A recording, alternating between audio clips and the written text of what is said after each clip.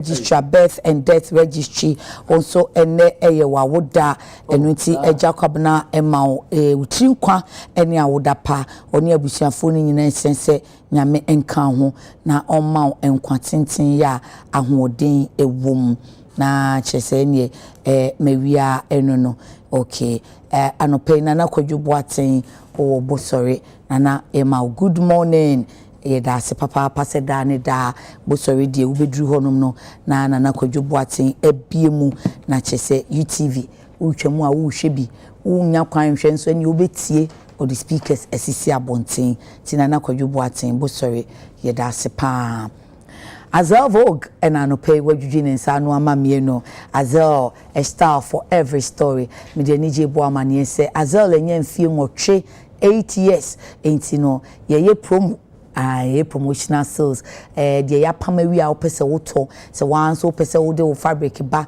ana be fresh oh mu design we ma me a me kokwan we a Azel say obema discounter wan kasa woni begina woni beso support Ghana business na empeja atade ehemi ye pam ne Ghana heya fe 2-piece kama Azel Vogue or dance man na epamie and on science so much training 2% fashion designer and a fashion illustrator Azel Vogue Sebra na omount entity ye kwan bia wukobia Azel be hwe watade shim amount friend 0244 155 266 0244 155 266. Back to Z Nails and Beauty, the hair mama.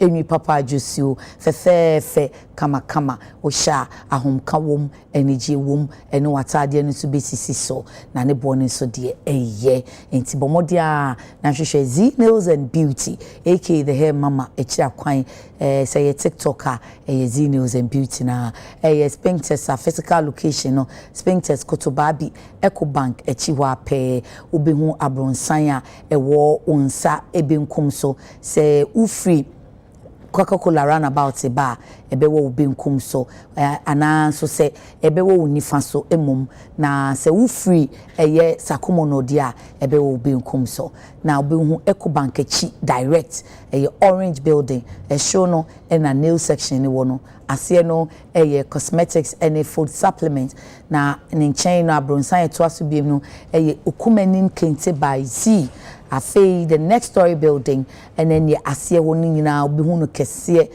say a hair section ni ye the hair mama signboard kese de abo orange and gold no wurem o se mama mi bi o pede wutu aton emi ne raw and now pede aye wake up ne dada hair mama is got you sorted. Friend 055 3837 201 055 3837 201 anope me da wonum ase papa se wo mo aboa akeka ahosiesie no esi ani amame na yenkwe na yenko enkohwe enkomo ewo ho ewo nkrata ani mu no ye beka dia yenua kwa me redudi ho amane ba ye eyese eyi na kokofo yi wa ha enye enubone no monko a na kwada wokura tuo di tuo akọ school de o de koye den ho bantama SDA na no Friday wasia koyi a kire ento oseyeto o to a kire wo mo na afi akoto wrongly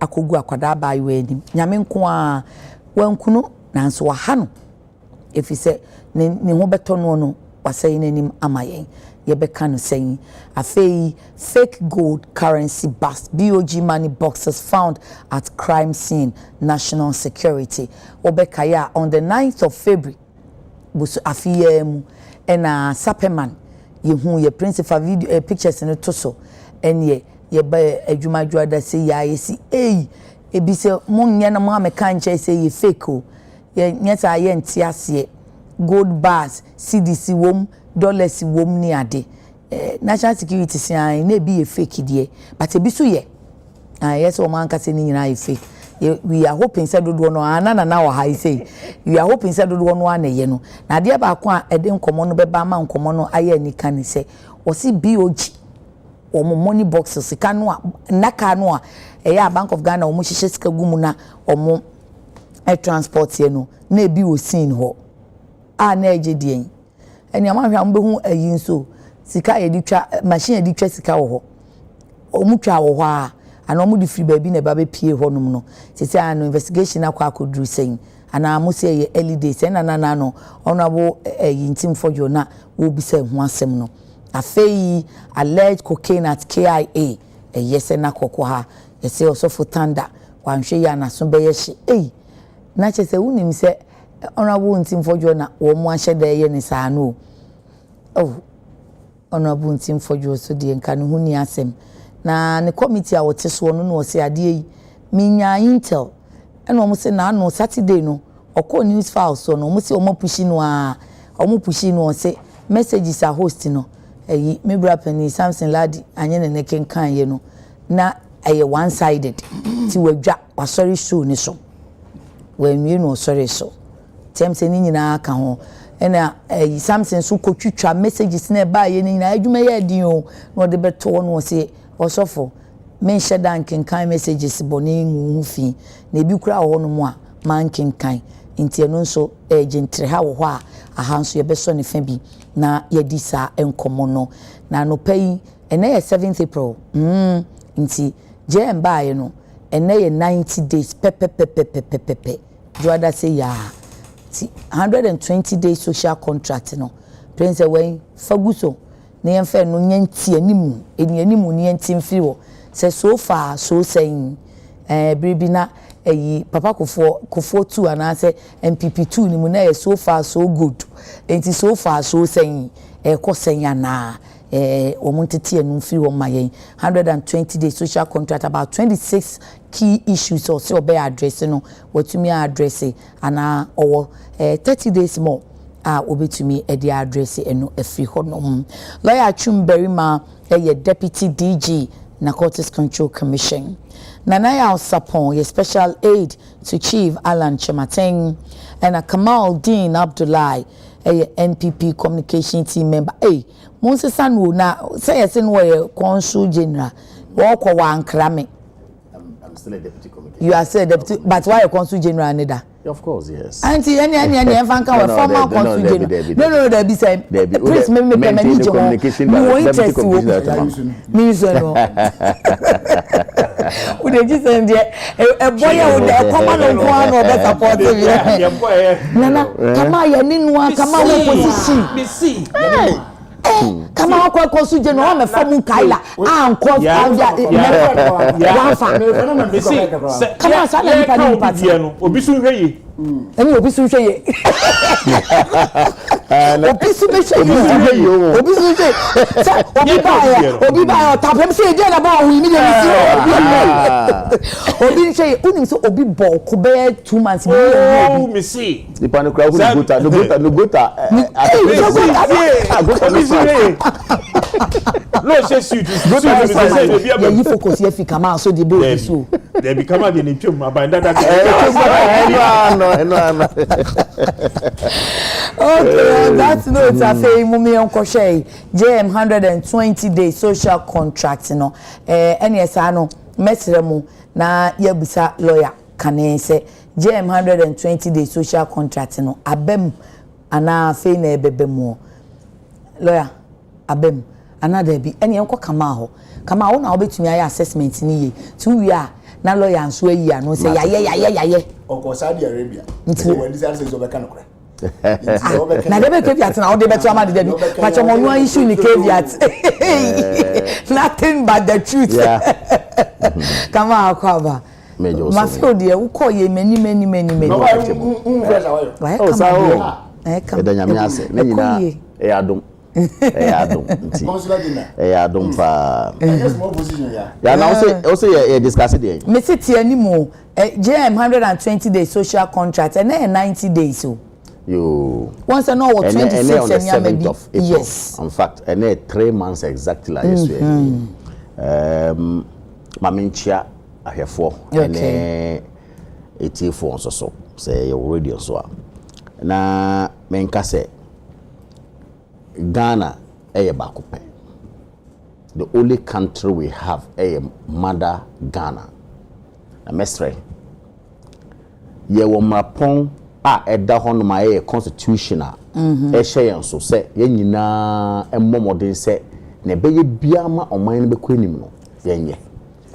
aban so ewo ne fa ana na sede a wo so ye ema oman so ebekọ eni na yen na ekoto aba ye to aba wie na ekoto ma NDC say His Excellency John Dramani Mahama Emelie as President of the Republic of Ghana. I belong to the MPP there. Ye to aba na ye see the MPP munkot 19 na NDC mra 3 months down the line edie na ehu ye ekoto aba no ye nyina shebo NDC for shebo say ye ba ye be ma petrol bo na akoso no ebeba fom ye be ma eduane bo a ekoso no ebeba fom ye be ma sebi oman no mu a ye kase aye den no oman no mu be emre na ye mi say ye ho ya ye koto aba no enne ya sitina mu etisen 3 months down the line eduane a ye kase ebeko no bo ko fom no akofo man it's 120 day social contract. No, it doesn't matter. It was 3 months. We are still counting. Okay. Some few days to the 120. I hope I say ene ye ko to aba na dokono da best 5 cedis. Ene me no okese yi. Say be kan do kra dokono nam 7 cedis 10 cedis. Oh sir. Of course. And that's a fact. Okay. Me mentina handom se me nua ka say o se me ni intro. Me ni intro. Me mentina handom ni intro. Ene ye ko to aba 5 cedis no akọ 7 cedis. It so anase akoso anase aba. But just last week ya no Uganda Statistical Service at the inflation rate match thereby and Broform you say almost say it has dropped marginally. It's above from kakra. Well, they marginally have to do with the 7 cedis I'm quoting. And I'm not lying. Just go out there. Go out there and find out a ball of kinky. You pay and pay a saying. It's 7 cedis and some areas 10 cedis. That's what happens. Okay. Ye ko to aba ye ka say crime Ghana crime no do so. And the problems and then you say ho me nua I'm like you say ya nua lawyer Chumbrem Berma etihano from Nakop. 3 or 1 omosie say omo basti cocaine worth of $350 million worth of cocaine omo akoche. Oh, we know the beba so men worry. No, I'm just saying, out of the 3 months. We did just 3 months. So, Ghana Statistical Service then and make a no. February no, now inflation rate 23.1%. Good. March ending no, 22.4%. Marginally drop. Into I did not speak about inflation. I spoke about prices. Of course, I spoke about the price of a ball of kinky, and that can be verified anyway. Now, the next issue, they say, what we all promised to do was to fight crime. Okay. Crime, no, is very important. Okay. Because especially huge crimes like drug trade are very important. Say, say, abino akoche yabom abasopa amaya ya chobia anankophobia omode over $350 million worth of cocaine a backroom. Say, and when that would be I know we mentioned it, but it's part of the 3 months. It's just my intro. Yes, of course. Yes, sir. And so much will be about $350 million worth of cocaine. Sani pano over here. Okay. We are asking questions. It's good say a minor yes adwuma na yetimi ehu yenhu sankofo na yache omo no yenhu say omo de omo akokọ tampa yenhu say indeed exhibits na omo che ye no so no e wo ho no. Okay. And the last one I would say ni say mestre ye koto aba eyi aban sabi obia ankofa tuo amagitumi e wo krom ha oman mu ha. Thank you. Ghana for ene to aba say yeah, kasa say yemfa NDC form be si konya no so. Just say yemfa ebuo, yemfa respect, emma Ghana for. Man kasa obi ko e boni ama yencho. Obi biara, including myself. Ye de enya ma emra no ye de enemy. Thank you. And that's what is important. Na say ti honom na ye di ehu ye de ye pese ye hye nkofo, ye pese ye no bia people will have to go back out of fear, no, without saying what is right, no, ebe higher, papa. And I think about 3 months, this radio will be fear. Ya come say, ya yes, huna no, emwaye, yemfa emra, enye juma, ene beboye. Thank you, Nana. JM 120 days social contract, which 90 days and nepepepe, I can 30 days. We say 26 focal issues, you know. what to me 26 no not first 10 year there. Okay, so Sanda saka ya mad ayu kama bi one not tiafa ayi paga line is na mo one not to obey ministers within 14 days. Two, no being leanest and most efficient government. And no crowd one man one timeline say within the first 90 days. Code of conduct and standards for all government officials obey established. Afi obey national dialogue. That was the fourth one. Fifth one, within 90 days in office obey e-levy, COVID levy, 10% levy on bet winnings and emissions levy a fee. Afi sixth, within first 90 days in office, review taxes and levies on vehicles and equipment imported into the country for industrial and agricultural purposes. 7, commence drafting needed legal amendments and prepare for implementing the 24-hour economic policy under the office of the president. 8, establish an accelerated export development council, ADEC, to promote exports as part of a broader strategy for economic transformation. 9, convene a national consultative conference on education to build consensus on needed improvement to the sector. And the 10th, implement the no academic fee policy for all first-year students in public tertiaries. So those are the first 10. Yeah, me that's na much our here for. And then when you come out, say me no. Oh sure. Can it be nanka o your son ba? There be no that's aside me and when na course there there be Can the Gumba Casa or how, like I say, I don't can James out to the Gumba. Okay, I get it. Na eja minya so pa ni twu. Minya o di minya pa so enche obebo kama ayem. Da Ensu la twum your on ka hwenkyere no. Eh, se me ya na me ya o mo ye fe we say and na wata de me say both time na bo busu. Me dey you feel me na me na obe discuss me. You me so we na Azel stars no. Azel. Hey, say dey fear me do your branch. Azel so fire measurement so da. You can be one was on to the economy. Nanai, Pacho 120 days social contract. Na Azel only contract as only contract am money no. Even the job 24-hour economy. 24-hour economy. Azel dey ni bia. 90 days ni o aka ahin 30 days. When you Azel month ade or 40 days. The entia me ma of. Who dey offer na adwokra? We ka one by one is me pese ye hwe ensem a ene bosha o de magana. Okay. Ene se eyampa. Okay, ba ku bi wo ma na ye behia. 12 na ye free sanitary pads for female students. Ene de mature da so wa ba mature da. Then the Mahama case. Some contracts in many home power ma sanitary pad. Okay. Because your factories I know they have started giving it out. Because your factories need to Ghana under 1D 1F. Okay. Alan you Alan so it me establish here. They produce that, right? Producing. I mean, they can all bid for it and then, yeah. I mean, it's not going to one person. And you're bidding. Because it's not going to one person. That's the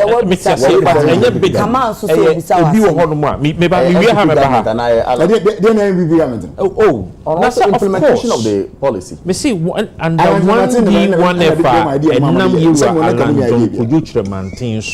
Dubai, of course, not time ben or Dubai, so Dubai na MPP na never ben. The president had but the point is that the idea, the person who had the political will and had the mental and intellectual capacity. The Nipana and Nam Nipa and Nam no Sua. Adwene no bae. Die onya ho akukuduro etu hu anamon ediko cabinet emma cabinet tu e discuss ya president Nanado Danko Akufo-Addo nyansa na ewom because anya nyoma bi ediko cabinet John said so onya idea ni ye den so president na nyantuma anka ma nyansa ni mu anka president na nyantuma na say ideas be wo hono my core cabinet na oni mu nkofo mu ideas so mu nyansa so president ne beka se fa nyansa nyansa wo mu a Nanado hunu say obetime gina so aye campaign nya round 2 akọ. Okay. It's young Faba. What are you playing, Pacho? Let's establish 120 day social contract. The American say you fan one by one. Yes, Nana. One, with me establishing a government. The government are establishing here. I mean, or share boss, obema ye was it 60 and 50 executive no ministers or 60 is it still aka for your invasion you're 56 okay with me aye or kaso o my lean government okay media me person me to say government no I establish here okay because still appointments no it be that's why then but what the argument is as a minister now in Keto about presidential staff bebre say eno na mama ka say oh want to say opposition for making that yeah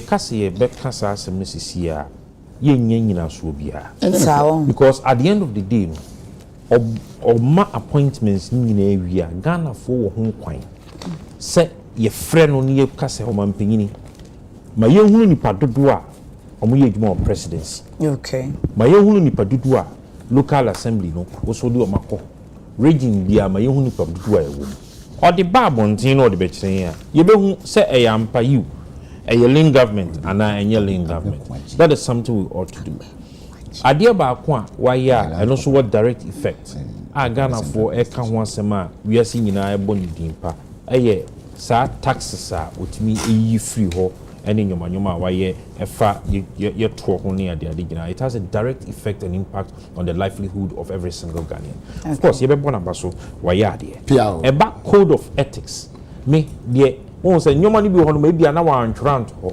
na the public declarations on those issues no also I've commended it and he has done very well. No one trying to so assure is so be established. He expected all minister be anywhere also use first class edit.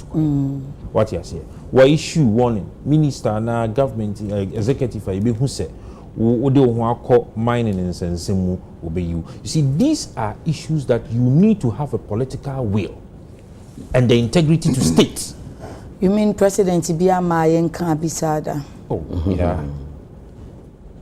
Ye wo mo maka na so mo fa ye wo mo maka omodi adwuma ensunsun ye edem okay inti mesre wo de ma men kama asem question because nyoma na wo there is a difference yeah me enti ase say there is a difference between say 120 days no nyoma 26 to say 25 hours share bon waka eni say odi be ye adwuma yeah sa galamse nsem ya ye keka we nyina se wakin se de be ye adwuma enche ye be hu what you say societies ne ka say act no say obe repeal a on repeal and on revoke ye say lawyer if you say can say obe revoke then na de oba o say me amende baby me mran ma me ho kwan say me grant no ye me de any free one a time argument in the buyer me I was one of the people who made commentaries on it me can say act na de emunsem wede okay but the aspect of it that give sir forest mu say yen konkohwe no eni nyina ye ka say ho de ye home film prekope e ma me de Kakum National Park e ye mfanto ho se pansi ye ti ha no bi free ne manso aba no wonya akukuduru aka se opese wo kohwe Kakum National Park kohwe se anya ampini ampa agudi wo ho a Kakum National Park de kekozdi I want to answer Adekye man mo de man go zo ngodu go inti asem wa be kama se oh inti wo say ensam no de 120 days ya bobo boso export here okay I know for a fact that there was a strategic programmer Ghana Export Promotion Authority if Tamanera Alan a trade and industry minister na your friend is saying Mike Sandy Osayajima a board chairman omo de buyer na a promote non-traditional exports say ye be ye ho adwuma na ye bohun de kro ni betimi di bi akwa amano ne in fact there was even a proposal for us to say yen hwe free zones for omo mra na omo de ye adwuma no ni review sa nyoma ni nyina what yes because atena ho ache say okwa amano ne free zones na ye ho adwuma enyoma no omo de ye nyina say na oboni probaka fra ye ka say ya no change of guards ceremony koso e wo Jubilee House of first quarter change of guards bambo for no once a month na our first quarter until so mo sisem na afofroba so mo yes ceremony no yeah as a question of yeah they are doing the ceremony ade ye onwa But I am come myself. It's change of gas ceremony no also officer come. oh, it's not me come myself. Let's change of gas ceremony. Mobet na hama. Ya be president money. Say this one. Oh, that be say a ceremony. And every quarter mo ye. Every quarter be. In fact, minimum. It's not say me ngo. All right. So I be all the time. I mean, enye afenbo na frasa. No, minimum that say. Minimum say be at the end of a year no mo ye. Year no mo ye. Quarterly. That's the nice. So it means where is it that say be Air Force na ko na be Navy aba or something maybe. It's one of the two. Yeah, or it also helps. It also helps so that they are not complacent with Omejuma no mo ye. Yeah. Inti asema na making. Asema yeso ye tie wo. Ye fa no one by one. Me e kase ye market media enisuo wayade. Okay. They are bonsam kakra no. Enisuo wodi ni bohye so. They are bonsam kakra no. Na ye kɔ yenim no. Na afei ni ye behwe. Sampani ampa de enisuo wode aba no. Wode ye adwuma. Okay. What you say? Say lawyer tiwe ya wahye suit kama. Die hyemu no ye nim. What you say?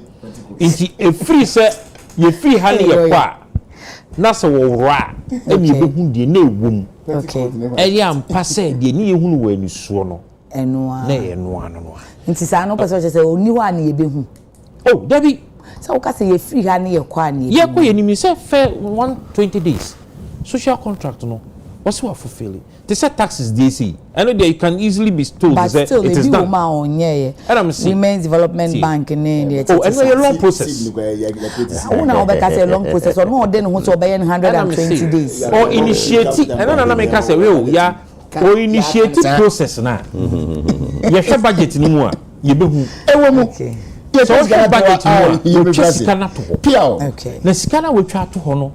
On to me can't let me say nunti wa fulfill our promise. Oh, I'm for turn into us all out. I'm for turn into us. My man is kind of on kana waka manin kana se. Na so si won so man. Why kana se mesre wa why?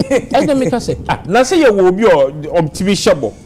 Ah nyame kra ye no for one night. Ah asondan dey na bekan. Inti say na we twabo budget him say or the kwa women's development. But e na paper so keke. David. Thank you. Because it has to go through a whole process. It will go through. Say omubenya license okra omo set up even say finance minister no kra work sa political will so be no ebia na paper so. Thank you lawyer no to can do the ema lawyer. Yeah. As when ni je ya ode no na kama ade no kan ye no na from 5 to 7 ni ade. No some one carry. Oh but let's say the inflation ya sema yake. What you say? Enye entimi fisi preoccupé free we mu ba. And seven people we should not be political. But says now we can some because a enyuma na say ashase no foundations ni free baby. Nya so no so ba ya and wa be price stability. We can talk about price stability. E yam passe say no nyoma na e ko pum e ko aben se ejina. Se ejina na ye 10 cedis a e na ejina. Se afi ni mo be ye adwuma ama ayeden eso ati. And yes, a precopena air cohu na a swati abafum simple. Boom, okay, thank you. I was saying, my lawyer, lawyer, young coin, me back a man at the end of Sunday. I said, man, carry. I said that.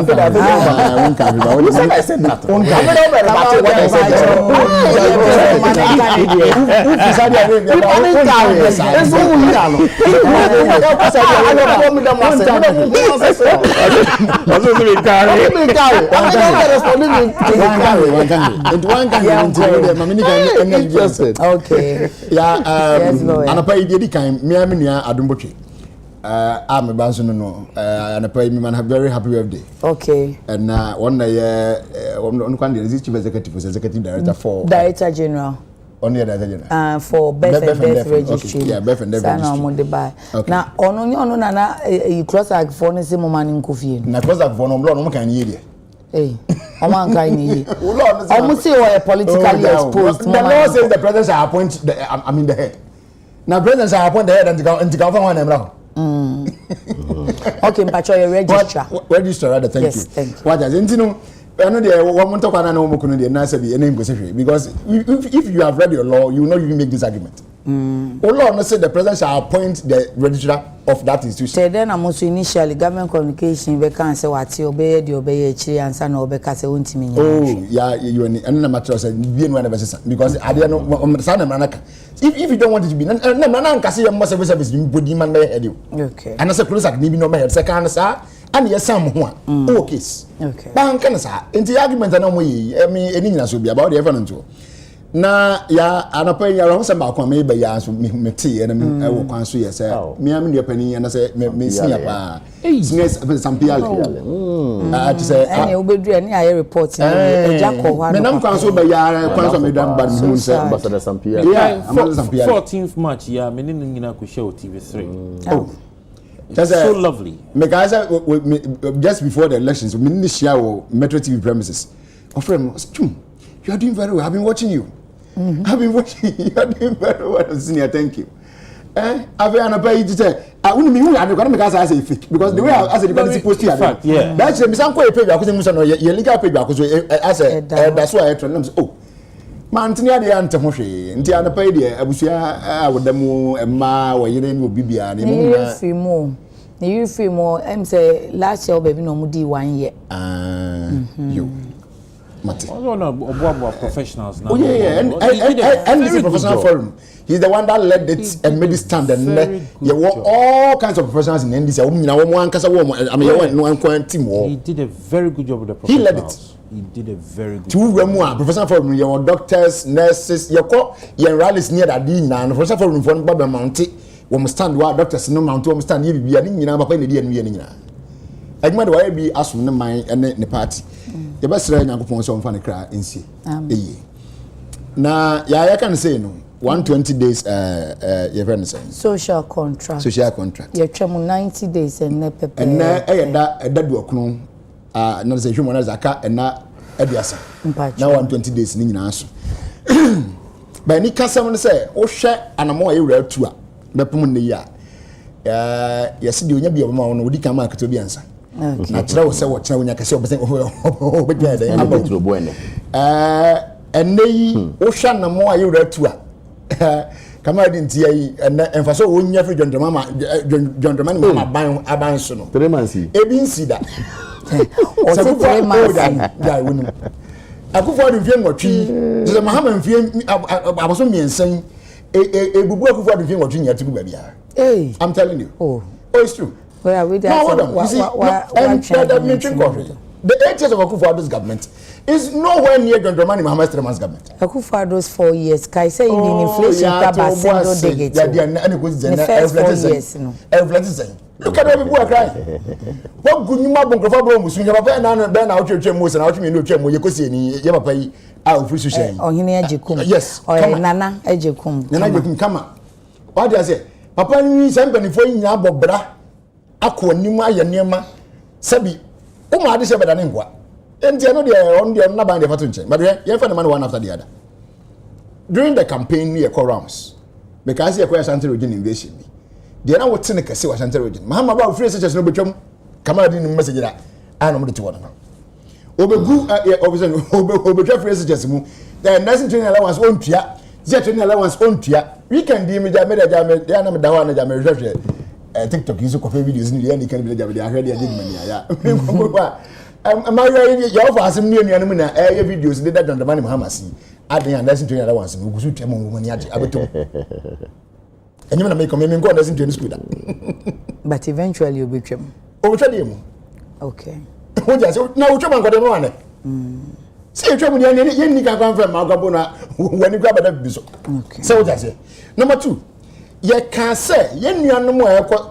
university wo we secondary school na be university o first year no aban so be so mu o second third and fourth year na nso no wudu hu a wo say ye the student loan plus ba na no botai say so subscribe to be a de be ya ma wo ne say e be so wasene na usika na nke de ma wo ne bia nka kwa nda koto bia aduane bia di ne yefe ma ne musika na bakotu office no e de ma na ama awofo no komo ahia ho nti de awofo no be so mu an sa awofo no be so eye wo ebi awo hostel fees ni bia sika de be di ni sa de ne pe but na ayi school fees na fi wo ma na lo na be so ma ya sa asem ya making sa na ti obroche nyinara nipa do no an e ko school obroche no you go with student loan we are now for about my debut checker. You can't say about you, no say to me, and they are. Ebium, you can't say, free as just any funding. Any funding. And I know you are there about some person policy need to year. You need to get a source of funding for it. And this are funding, policy no 8 million now. Because we have been buying and never got a buying, no, and say no every trouble. Oko can COVID with audit report. I want to say COVID is car no nya, or because could have residents music. Okay. Okay, and said natural said now we need source of funding. Because said the COVID now man, you would have still gotten money to pay the fees of the students. So what I say. But because you didn't have funding, you are just collecting us and when you find money and then now they could yaka. And then you don't cast a bar. Many questions there will be available funding for the free SGS policy. And part why ABM was assembly members for the very first time in the history of Ghana. Assembly member BA new almost the BA Jai almost the BA that didn't say. Said you might want to way and academian. Okay. So one question was I can say I'm going to young conference. A city allowance. A city allowance. BA knew buying and also when you're buying. So what I say. Then Johnson was a yaba. Nothing I could no near. I did not moments of more monthly allowance be. Not at least I'm not sure crown or what you fancy in transportation could be out the fucker free room at the assembly work for meetings. And pampa. Go back and see Sadians and you're first and that's why. Ya, who feel so? I never can afford doing Yaka sell mem who I e-levy. With the Kamar didn't echo for better Ghana for Kumu. You can't always munti. Muni, almost ye. Munya see as young Africa, we are say, almost not in the quiet, never one at the bar, and about me, I got no come. One and one number and quite a corner celebrity. Nina could be so many and free. John Shebo said, Sadia way, some baby demand penny for 2022. And national policy Airbus. And what cancer would mean but demand penny 2024 elections more near. That policy of 11 enter obey. What is also be say? Betting tax, Sabren. What can be car pass a bunch of the Biamin, but we have a better as the Miamia, events, Pyosana Magic. Many questions and Python. Sports. Not Pyos difference and not them man say. The betting no be any animal who is making them lazy, and that way any means to stop them from going into bet or I mean, simply on big bets in each. It's a bind to others. Because of that, I'm argument and say. Na betting name when start buying the Emma company balance is for you. In Zadian, yes, and your tax and here the free. And the balance is in the man the first, so they will not like betting. We are there, Obi Betra. If he said tobacco num and ye. Now, so I buy my I buy a lare more deba. Intino, no, I chose idea won't maybe say, Inti to say, oh, saying, yeah, the mamma buying yes, so that and that's a mamma or my lines and a cram or moon. So say, I say you for no. I say you from the we see no cram we had free. And you for some quite nature. Oh no, but I mean that point no, yeah, but the argument was mainly on the youth. Okay. Sometimes I do a buy and you for the moon and no money education. Was for the very first time I can budget I will get to grand get to now 8 year budget I think. It means that yeah. So what I say? A baby can. Okay. Get to base and no one has a TV now. I want to tell your man as well. Budget in one. Say woman non person who they see. Say they don't kind of the I'm part of the kind of the but 11 were for. Okay. Betting tax were for now was what 2 minutes actually see. And Brana had to say were year for was signed on actually Ghana for another. I'm a year for. Shall come tax. Yeah. Yes. When if you what they say, a man who was COVID able from America to the last country. When moon high out is a COVID trip. And I say, a buy you not order to El COVID. No, I did them. The next for the bank idea of the COVID is carried. Near me, someone 1% COVID living now, you know, VAT is so. What do you say? FSHS no any regular funding. Also, sometimes one hour can't say, until me pick it from what some can say. Sometimes no offer free COVID living him now. No, that me say COVID audit fund. Almost a COVID buy and my World Bank near that didn't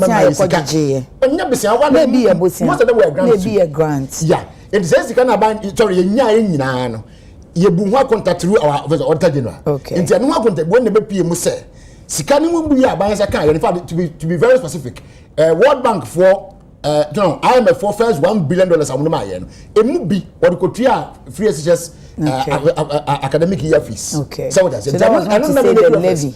Sorry. And your levy no now. No. And your levy. Nti mo ba ye ato now no mu records be a check. Oh, say you charge. Say me finance ministry but and I saw so that time so no finance ministry. On to wa kwantu omu. Then everyone dey koso bia. We do not mind na ntu no dey koso bia wonim. Hey, agenda is well. Okay. Come about so but so now to move on. Appointment of ministers. Me was on what the Minister for Energy in March 2009. In say January, Munne Abobidi na wako versus one when you know be the minister and possible. Even check from even another computer. Nobody was a minister in January. So what I say, after swearing, after January, letting Abon say, you be more converting, you be swearing in no kind. Okay. But for the very first time, John Dramani Mahama ministers started getting appointments into office as ministers at the first ceremony that they got into office as ministers in January. I see. CEOs, most of them got appointments in January, others in February and Adeba.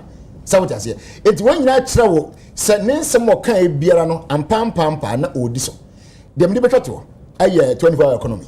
As you know, even the Women's Bank, you call Parliament for our budget. And the Mumbia able to offer 24-hour economy, Yaka, Women's Bank, the seed capital, for 2 years, the boss here, and my bank, and Bamu Pam Parano. Yaka, and the two. Actually, said, what two and more decan, and a more getting the bank registered, getting the bank licenses, and so on and so forth. I mean, we'll follow suit. Thank so you. What I say? Wait, Eddie Adams here say, John the money Mama Bosha was share Ghana for, say, marking now going 70%, which is the first class grade. And going 70 because or about 30 more days to go. What did they mark? And I said the man being boss in the now one can to me exam. No, someone because one examiner one student and who are getting marking one Musa down last week or saw your post in the where they buy. Yes, Nana. Me perceive account once. And yes, I bedroom baby into me near home. Okay. Allowances and some. Who's a becan allowance? They be uncle baby guy. Allowances I can me, medical I can say, me and me, you be a dinner and my drink. Training colleges Nina. I will say those allowances. We should not be political about this. It is not sustainable. Yes, me ko university na me wia me ba be pre e be pay adwuma ana me boa wo hu nurse ni awaka pre adwuma da wo hu teacher ni awaka pre adwuma da kane no nanka omo ni teachers ni na kane ni e bondi omo but me ni say say bondi omo bondi ni was taken away under the camera bondi ni hobi it's bondi ni hobi oh teachers ni so say say omo wia na wo ko just like teacher wa pass nurses and say do na ye wia wo de ko Canada na ko UK ni na abonten so nurses do na omo ko nti yemfa yesika emma wo mo na omo wie school after a year na omo ko tena abroad aden. Oh, thank you, Nana. What can my uncle school? Na ya mom nyina akwanya no. Said they should have access to student loans. Okay. Uwia obeba betwia. Ene de wo a wo university a degree HND training college won ya oba na oba betwia. Ni nyina ya so that we take away because this is not sustainable. Sensika no you bet me dey akoyi we can use it to improve the infrastructure of these same colleges and these same training institutions in Ghana here. But it can only come when these two political parties decide not to do politics with it because they say maybe able only score political points at the detriment of the ordinary taxpayer in Ghana here. Nti I was here when you come once boa me na ni me nya adwene ni enka sa se what you say inti asemo ana ye de musa ni yarama na te woni pacho de mu busa ni enka ni inti ye kan education asemo no ye kan ye men so in discipline in our schools me di ba say inti na me kofa allowance na ba enti man ma to be me secondary school asemo secondary school for nje allowance na kwala odi tu a hye ne ho akọ school na wakoto a agu obi anim no eno so ya asem me no tia ni e kan brofo a me hunu kan o de sere me na me say corporal punishment And I'll see you kind of say. What's your kind of say? Yonko. And then they won't give you. What we say someone now no me kind I be peep. Yes, sorry, a lawyer for. No mu domenum na human rights and human rights and human rights.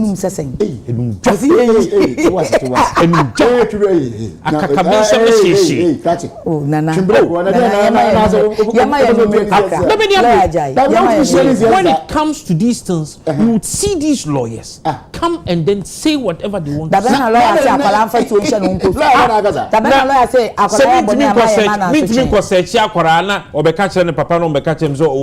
Human rights or right to say the bag Aprani be brem no e ke search na e go mu na secondary school search ya was secondary school utimi wo classroom bolina no ya frɛ say ogina wo dormitory ano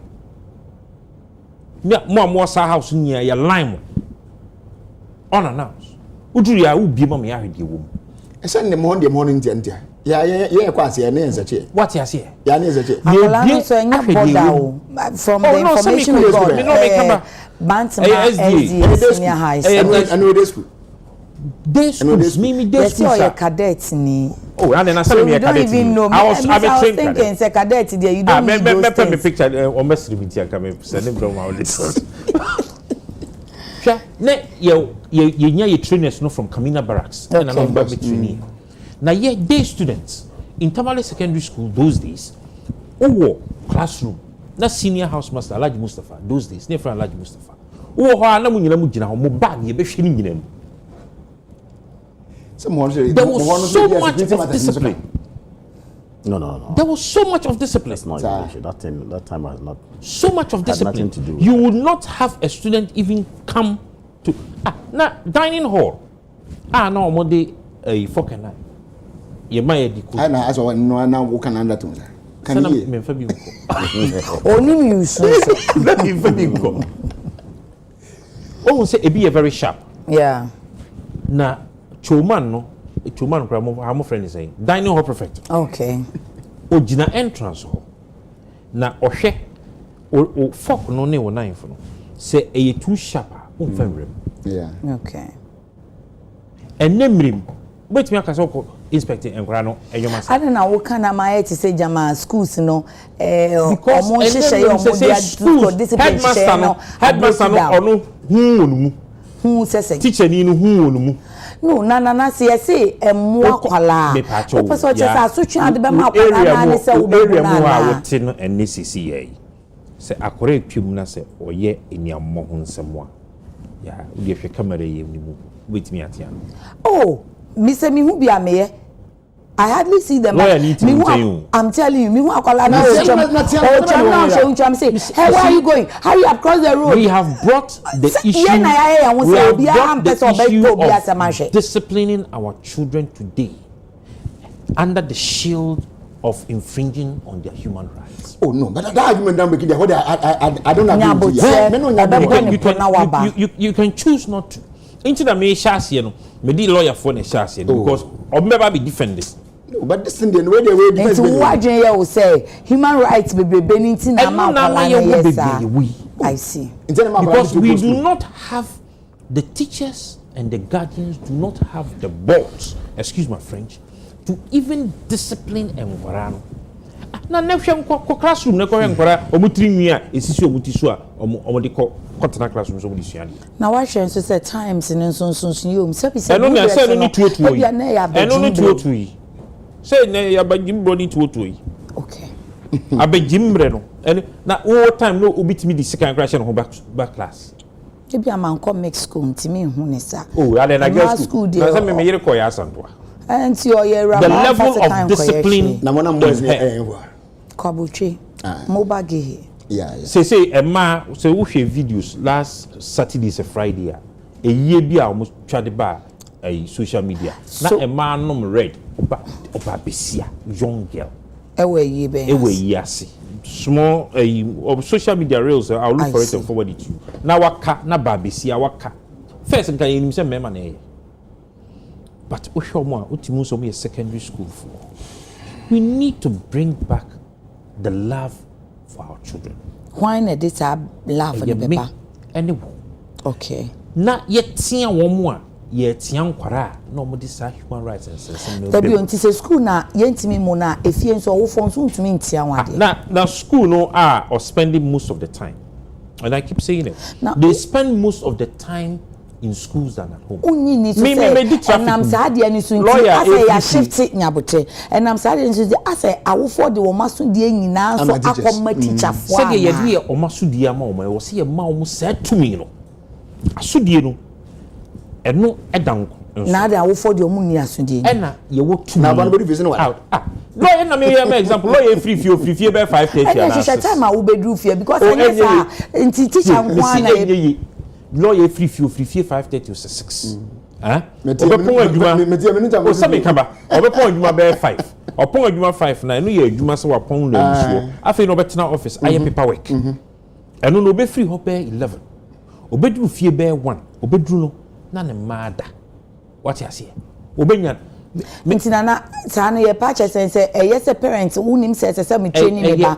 say me ye adwuma no untumi balance nyama no within which we find ourselves.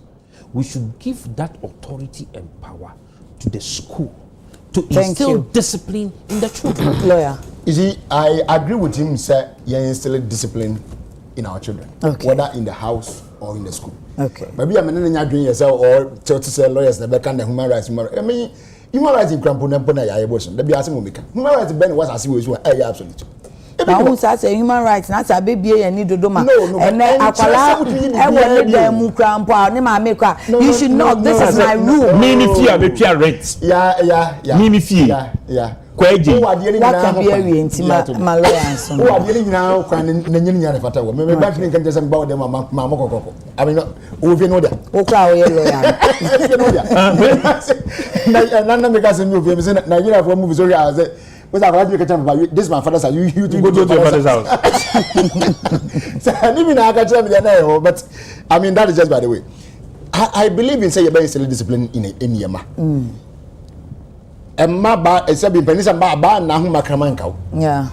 Enti Emma will ban say for your lack of discipline. So what I say. I remember brother me nyine me mama na ni kuro de be hwe keke no wo be steady. Na ni keke ya one train in San Carlos, and then you quite be shocked with me. Come said them, and they are winning me maybe if you them one about near who penny who say yes, yeah, would you yes. What does it? Yeah, but me, and they said you go one number swag, you be high, I may tell you. It yet me, Cassia, you big guy, a ma asaram.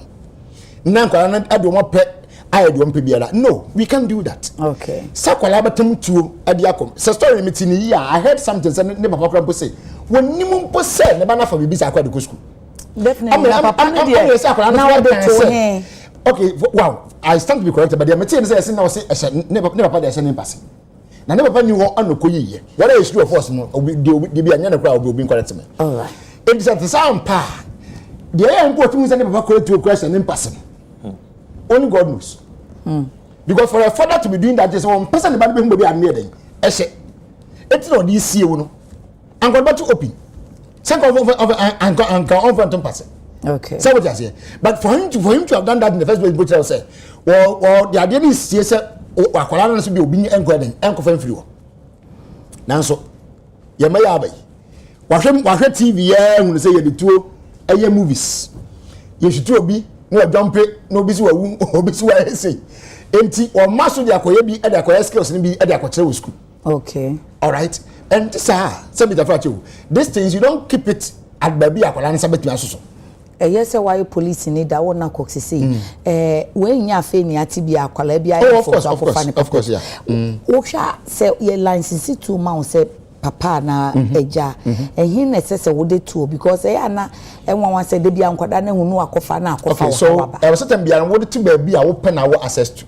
Okay. Because your license ma wo ni pe wo na wo kode nya bia nya wo yire enya wo ba enya wo nua bi eya wo pe enti wo pe ni nipa wo kwan se to no bedima ayisu e de abi bia se wo to se wo ye de be wo pe ni nipa se wo nya access to the weapon ne sa aso nti no ense wo to ba bi a memenya ho kwan akofa wo bra min tumi se me metuma yisu And a safety tips send you keeping one so. It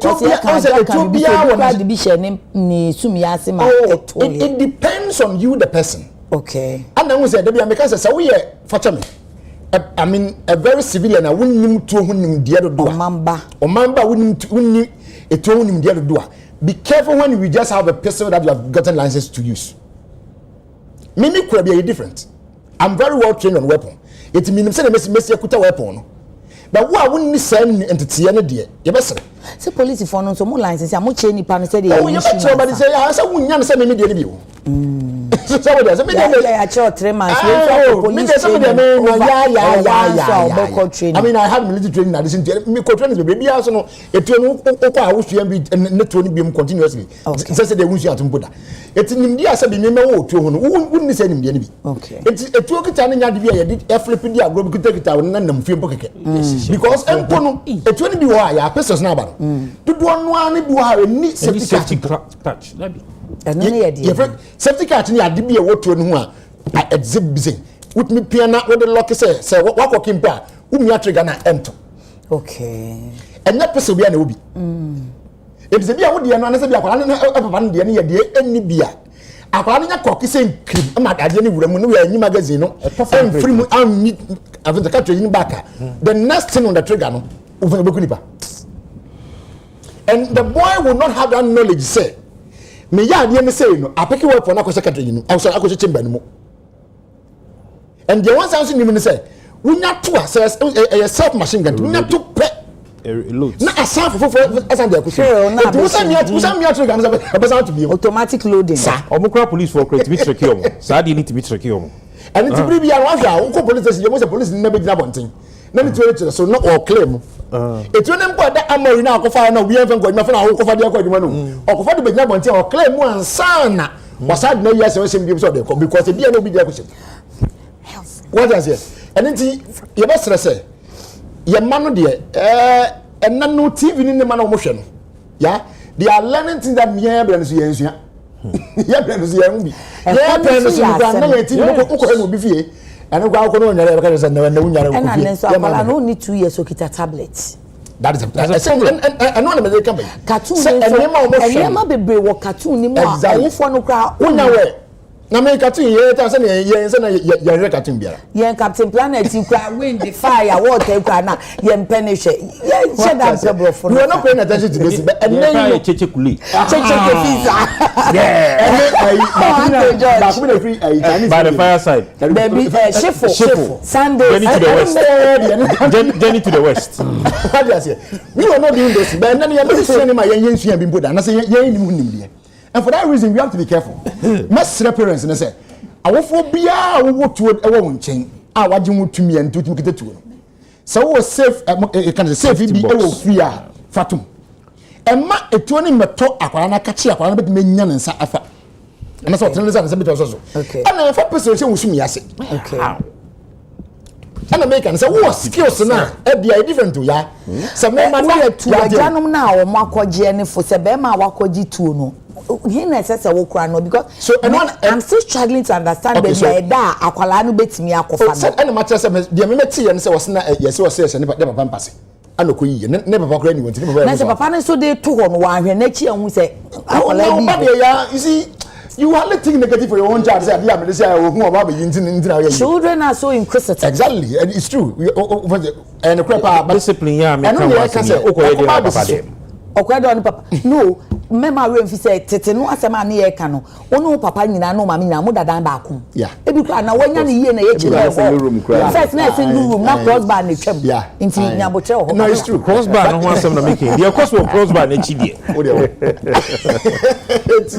ya me no ya dwen say ye no na me de gusu de ma wo fo no say o me careful okay titiri ya owofo a e bi a wonni police ni soldier for training ni bia won some I mean me say me be can otwim like won some kwa good etuo no to and kase kwa da na wo de tuo to usumi ye nchen no me da na me tuo da usumi ye nchen ya me timani ya minim de me ye etuo na ansa na tuo no me de to okay I am okay but now when now dey say abra won ni say skills no ebi mpo na say won ni say skills ni da usumi ye nchen obi pio so be say ba ko fa tuo take no de tell so you are gone na ye dey you are gone enti emane na ba bia obi nsa bedina so immediately the person enters you betumi dia to trankase you betumi dia to wardrobe mo ene kwa the man for bre wo safe na dey what will safe mu keke na lock all right tiawa e da wo safe mu na no atoma obayi eni mu safe ni code bia ntimi timi nkoyi Rolex no na ya to for rest ma ayimra come on we should be careful. We should go on Russia dictator the consumer farm on the consumer.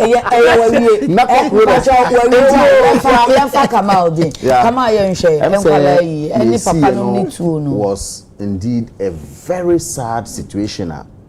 Okay, say yenuaba no. Say when we cry Ayabaya na born. Abaya na born. But negative you know. Yes, 16-year-old boy. Intentional according to the story. Yes. So omuji na chinye say yes. Papa. Yeah, we cry baby a say to no boy. Yeah, here na ya say. What the form no because it's a can ni na ya nsempi omayimu ye wo body a omo hwe small arms and light weapons. I Ghana National Small Arms and Light Weapons Commission. Okay. Let me say arm proliferation na ya ka wasem say ene efie bia obi wom bia no sebi anhwe ya obi hu say obi kuta tuo ho no. Let me say nipa no wa register na so register what can it's a very important issue. Okay. Now in money na esi there be your politics ya your politics ya ene ahemfo adani politicians yemra na say ahemfo nya politics ene asofo adani politicians to the extent said they are even predicting when they win and then against fighting each other. I see. Where lies the moral advice that we need from them? Ene imams, malams, omadani political predictors omo out to predict who is going to win, who is not going to win. Ama enkolana yetiti omo no obia ye politically minded. Wow. I am telling you that's what is happening today. Ene ye ko abatu mu a ase ye ko war. Men come ma NDC and I men come ma MPP nko. Okay. We are all supposed to blame Entina Nana Akufo-Addo. Edwin Hoka said we should bring a law called the vigilantism law. Okay. Because we will raise kids who will be very violent in terms of what nature. And I mean Nana Yawaka said discipline has been thrown to the dogs. And because we have politicized virtually everything in our society. And why don't you look at it? Any depoliticize. I am just that's why I started from first of all discipline also with Ghana Commission of Small Arms and Light Weapons. Okay. What work are we doing? What statistics do we have from them? How many light weapons are in the system? Which are registered, which are not registered? Do we know? Oh, when ever boy to shaping the course. Come on, it will not the type of it local pistol. And these are the things. Look, they are everywhere. Obinam, and I'm telling you, say one kojoma. You can just sit today and call someone and say me pistol. No, they are. 1 minute. It is everywhere. Nobody licenses it. Everywhere. I'm not saying you said they see a pistol who are license and I license. I'm not sure of what the investigation will establish. But anyone will say at the end of the day, no, a weapon will not be licensed. I will not be surprised. And this has just come out. They don't have about. You see, and again, adulthood now you can't okay. We're looking at adulthood somewhere. You know, say below 18, no, or you're minority age. But let me tell you the truth. In terms of your appearance, and then Akola will do 15 years, crowd, and who say will do 21 years and not 22 years. Now, because we have influenced them with what we call, my brothers talked of iPad. Maybe my daughter is 8 years. Tinteye can look fidget with your phone now. It's true. It's true. YouTuber on him. This I cannot watch daddy. This I can watch daddy. I'm telling she shows you what to watch and what not to watch. Minimum maybe or no say auto data ne ba no na chere no na wayama. Very good. Now you akwala age 9 years. Na meaning me password am me I to my iPad so I'm a medicine. Oh, I know My daughter is able to go through it. I don't know how she got it. But should we be excited about this or we should look at it? No, this is getting out of hand. Yeah, there is positive way of doing it, and there's a negative way. You see, no laissez-faire attitude no. Ya jam omo. Oh, osuade. Oh, ya jano. Men can American the mother will not allow you even say correct akola no. Maninkita bi na because all the time no nkola na da no mo adamfo. They are always with the mother. Until love no deep between them. Wo papa no ba na say obetia ne kakra. Already e bia kra wo bi say so piska bi akoye ne hair bi kra wan farm no dey afa. And there will be an issue. So I'm saying that first of all, if we put up institutions to check this thing, let the institution work. Secondly, young politicians no mesrem. Tina me sha say to media onyankopon na dema.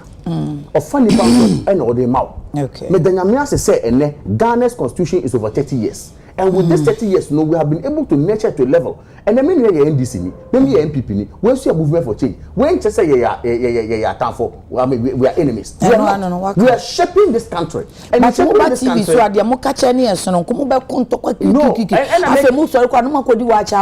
let's keep talking about they say lack of the year called Asema I see. Asema I see. So we are Queenia. Take it serious. Yeah. The farmers go and find out the number of guns they have that they take to the bushes. You'll be surprised. I do. Maybe that's how take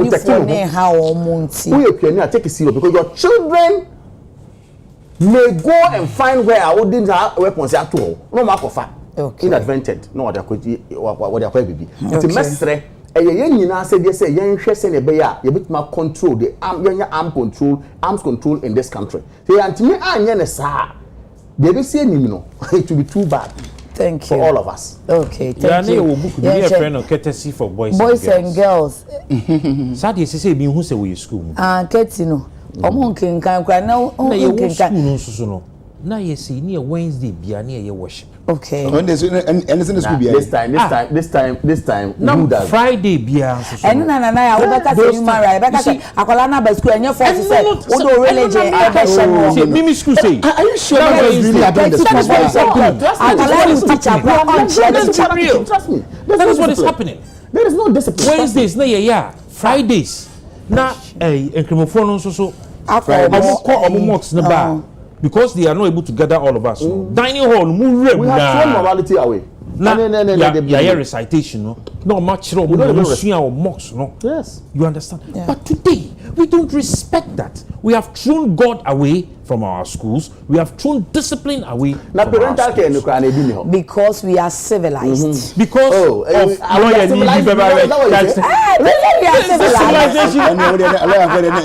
Is this civilization? Yes, civilized. Where you this is wrong civilization.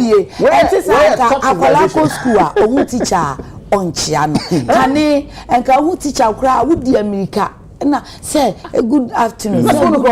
Na boys ni yese ene they won't do. Or the first one born na no dia kwa adwuma o kodru adwuma on respecting his senior because of feel say ye adwuma ba ko.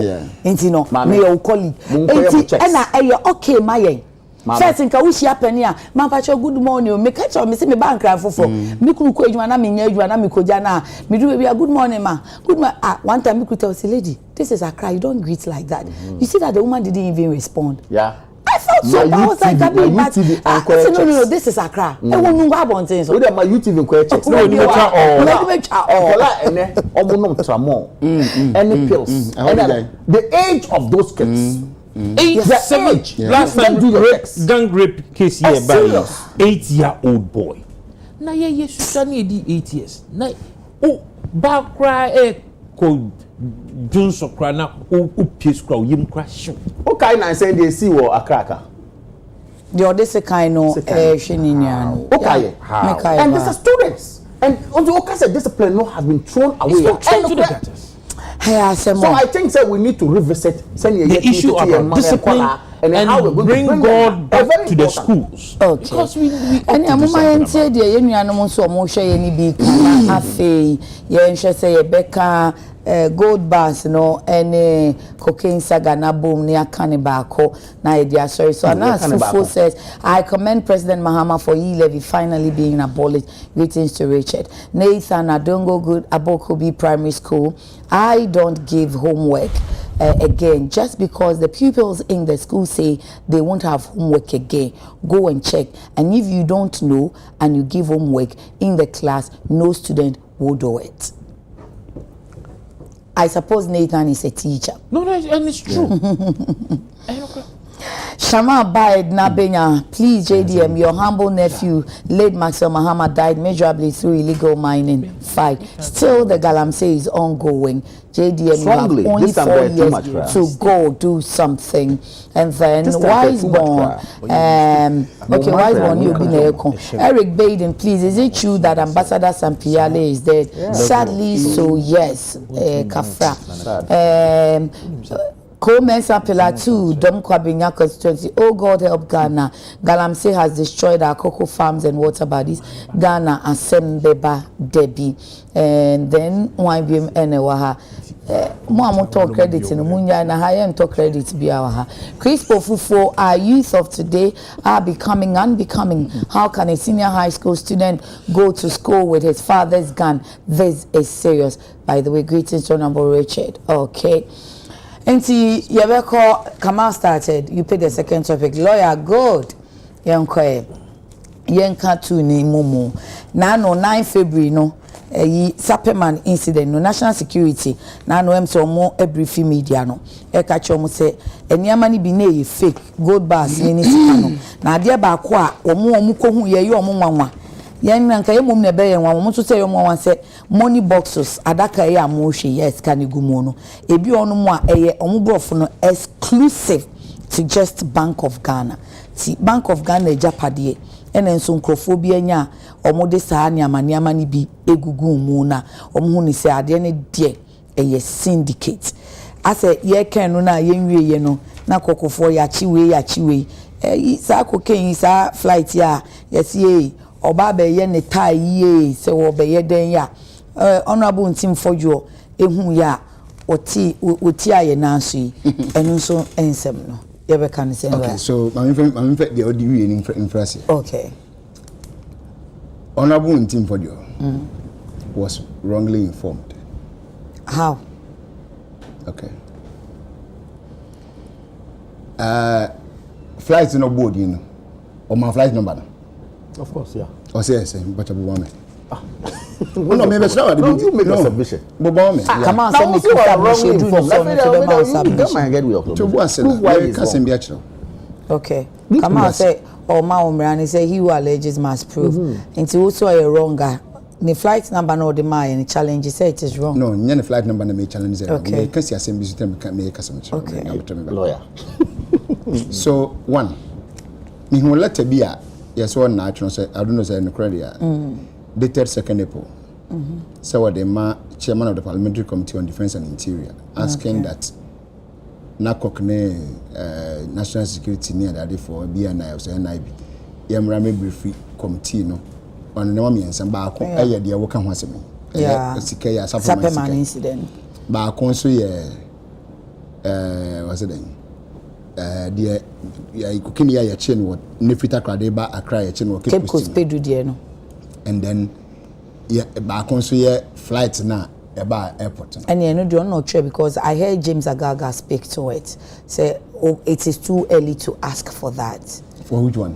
For all these three, no person, Interior Minister Emra, and I'm not James Agaga said no. Say Bibian Interior Minister Beba Indeed. You see, so it is I like him so much. But about I think about 2 or 3 weeks ago, I was in Parliament and I could defend the agency budget. He took time or single me out to congratulate me among other things. And for as an American. Many insano, but you see, ya no mani bu haya ya ntia boasi. Okay. Ya juma na ya no and as a politician, the tell be a man for be from more information. And who say my saying I say no na say no na say. One to was your mom za kwesi. Bibi en yan kontempo say plane bi sa a Messi Ghana. Very good. But the yan kontempo ni sa amfa ko ken bi amakuru. Okay. Ebeye den. So hold on. Self flight ni ba ye. Na kokfo ko inspection me. Me ko bi. Okay. I took about 24 seconds video of the flight. Me the better on watch. On the tarmac. Oh, the Maya, Nanka, I phone sorry, and I for my eyes. And am I privileged? The man and the watch. So, enemy. Okay. There's a flight from Canary Islands. Flight in this one. Okay. Once you see flight in here, you see a Kavok Air and Antonov AN12B. Once go. Okay, yeah. Once go. Yeah. Once I'm not going to phone down. Which of them are the narco guys? Because reflectors Google ammonia. I wouldn't answer. Okay, woman say as a camouflage. Yeah. Good. Woman had the K9 unit. Yen penny didn't come and call. Okay. And that day we took 2 dogs to the airport. Okay. It was a Sunday. Okay. And they was scanning flight. Okay. So don't come and go sorry. Okay. We do airport 5 minutes to 6 a.m. Okay. You didn't come and 2 na call. Normally you scan you say you the couldn't be kind full flight. Emma no go na ntimu nyina ko hwehwe no be hwehwe nyina you not where you know for. No was the second one ko. Okay. You really no our test was negative. Negative nature was say ya hu bi bebo na bi ya so. Okay. Inti go ken na kan everything. Okay. But flight no na or ko here. Oh, yeah. Every other information be a Felix the man about flight a journey be any through. But the person me tell one say enya from so say plane bi beba be si Ghana ha anya ha titru no oba ni me woko babu for maybe so because Felix ka say plane no enya ni destination ni ha one can't try yen baby na airco that's what I'm asking and me the foundation here but today so beti na ka bebe me si nyam from so sa it mean be a plane bi twam but o do Ghana territory be a ni fuel level a ba bi a o kono emwa no okay utimi gina ha elodum wo no okay secondly yeah advance one you was scanning machine be Africa come here some say mayem say you pen was ad be okay it's most of the airlines in so obako Europe you have to pass here get scanned no one certification and one access to go to Europe okay bring in limit and to okay so it's plane free ba had one na adwensa ha na wo ba every information that you heard from Felix is true. Organizing so yeah every information that Felix told you is true. And to prove to you say flight was not just flight I be try mu no kon be material say flight ni be san na me am kasa me gina obi so o develop material da ya ko ya Felix say video to that effect am na try we video nya band na de tell me tell video ni nya band na de tell me would tell some tell wow nya band de no ni an kasa me dia me phone we ya de try yeah e water mark no so anam dia tell we okay and the me tell one de ntifo do kan the same plane no board no eno ana na wo hwe me bo ana okay. O de mami musa me question.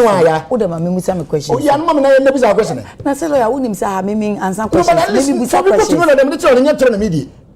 I mentioned the flight to you and then you also what? It's not am ka say you no obi anhwe bi. Me bisa me aminya no. My question is say Felix say a tie issue. And he say o develop a tie. Every bay na omo hu say omo develop a tie no. Every na hu say what develop a tie. Ewiem sa Anton. No. But Obaya no say mo bisa questions. Did you ask questions? Na ko mo ko. Bisa question and get man better. So we do those things because when we have questions to ask that we are not getting answers, we come to check it for ourselves. And then so we video here, them tell you here. Custom officers were also there to do their scanning. So come into what BNI was there to do their scanning. What did they say was the problem? Satire because question anything. Why you put that question when the answer has been given to you? I'm not getting the answer. Why? Not the fellas can win here.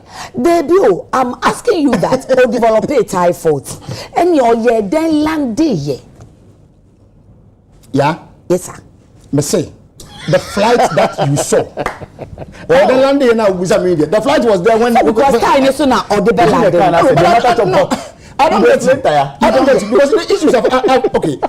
If fully follow the video, no more. You go explain. Name follow. I don't know why. So that I also write if the read what the report I have for you. Alongside the video, they catch up. That's how I share. Maybe the whole question. What's the question? The question is not here. I will not answer the question to you because I didn't answer. You have been giving us already. Someone won't tell me, sir. So I can answer the first question. Who need it? And I will say that and then I will answer. Do you believe what Felix said or not? Answer my question. It is not about what I believe. It is about me asking questions. I agree with questions I hear, but yeah, it is about we now say send land here. Send me in fine, it mean career more. But we need to be able to land logically, no? Yes. Of course. Okay, anyway, I'll get my turn to. I mean, as a lawyer, we have relax. Hey, me won't relax. Say, I don't know where he told. For over 30 minutes on Kabia. 30 minutes that day. He said, Anthony. The American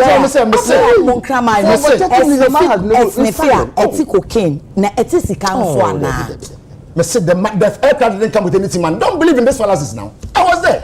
We are asking bro, calm down. I was there, Messi. Mama evidence beyond the washer. Bro, you were there. You were there. We were there. We're good enough from Nako. When do you want to observe videos? On the camera, I've had the opportunity to watch some. And you cooking Kwana Nen. Messi was he there? We have brought evidence all from the the evidence anyway. Government has given you evidence. I have shown something to you. Don't shout. What have you shown? Plain. I'm asking you. Yeah. You just showed me. So you showed anything to counter the air can away. What is it? Abide media. Media. I had iPhone when you use it. Of course, I won't tell you video. You see that. Open. I'm saying check. Me and I'm traveling. And nobody trying to was a minimum. Because me and them before but so my question no make myself ya so me say me dey aba me dey atro wa okay my kind for the letter go to flights na obodi no me dey tell to video na the same flight in this go okay any different a number no born egu hu and me say was one ni obi ade ni e fa na kwa me tie no join what can I say news fan was say ka yen na ko fo ne e be kan yen se bi di anko ni issue no more say if you fall when they ban into the issue. Can you even imagine?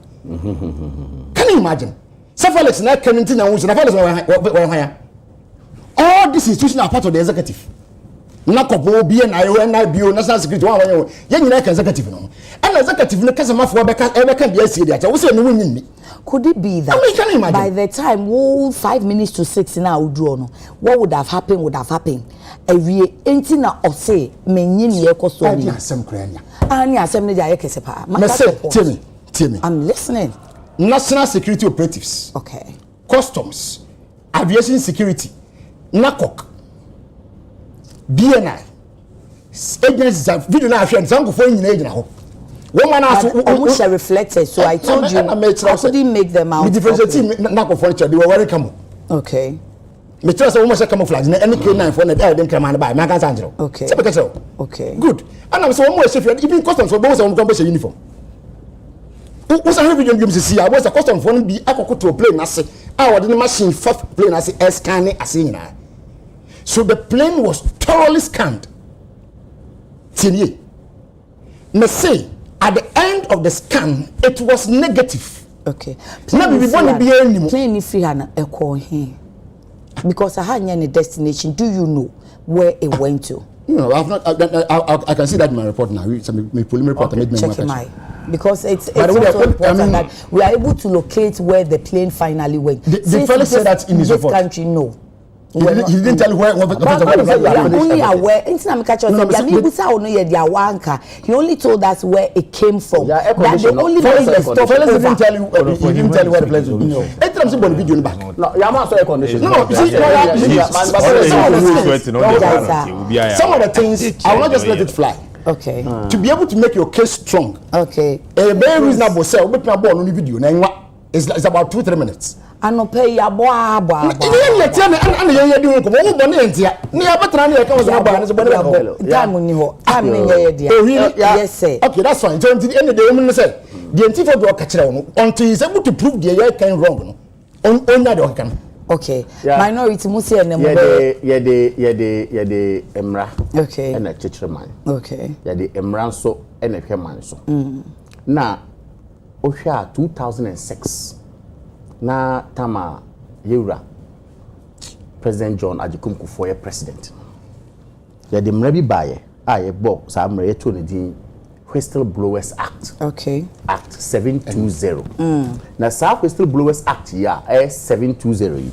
Uwe section 1 nka o permit me I would have read it for you. Nanka ye nyina hu say Ghana for hu be bia enyina so a ntim fodwo ewo mram to have said say there is a suspicion of a crime to be committed or there is something wrong or untoward happening and ka abano and our bodies no it's different. First of all, want to push the video Felix brought. It's exactly. It's a different one. It's a white play. Is he? Oh, yeah. My main custom in show. Is he? Dentia Masha free hono. Come on, meet you. Dentia Masha say a free hand say. Oh, lawyer, what can I would don't distract. Let me do this. Yeah. First of all, say 1, 2. Yes. Say 1, 2. Is he? Say 1, 2 boasia. 1 here, obetwa say mama wo ho pa. Me don pa. Now so I am from so kese bia na pay wa ha. First of all, you have an office you are handling. The President of the Republic akache was share bodies say omunye investigation into the matter. Wait a minute. That investigation, whether ongoing or concluded, whatever is yet to come out from the presidency, and a report is yet to come out at this rate. But my brother has been so emphatic, and I say, your investigation was negative. No, he was only giving their regular routine checks. But which see, I would advise, say, this is an ongoing matter. Relax. The allegation made by Ntim Fodjo you sat here and said that. Yes, he did. Fodjo lied. And I'm saying that first of all, lied and what basis? And also basis he say mumu ko checks investigation and it came out negative. Conclusive. I'm listening and everybody's listening. That is conclusive. And I'm saying that based on your work canon, you might have jumped the gun, as it were, because the president say, oh, Nyabotre, my brother, I will not allow you to do don't do this. Oh my God. First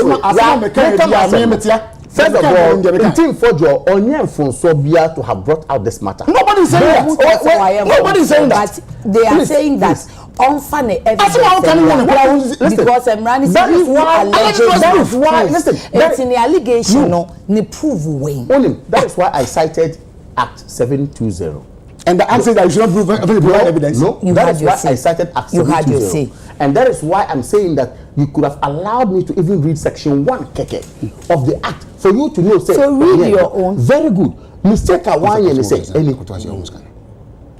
Please, listen communication season. Yes, listen to what it says. Come out things on the floor. Or say, a person may make a disclosure of information where that person has reasonable cause to believe that the information tends to show A, an economic crime has been committed, is about to be committed, or is likely to be committed. 2, that's B, another person has not complied with a law or is in the process of breaking a law or is likely to break a law which imposes an obligation on that person.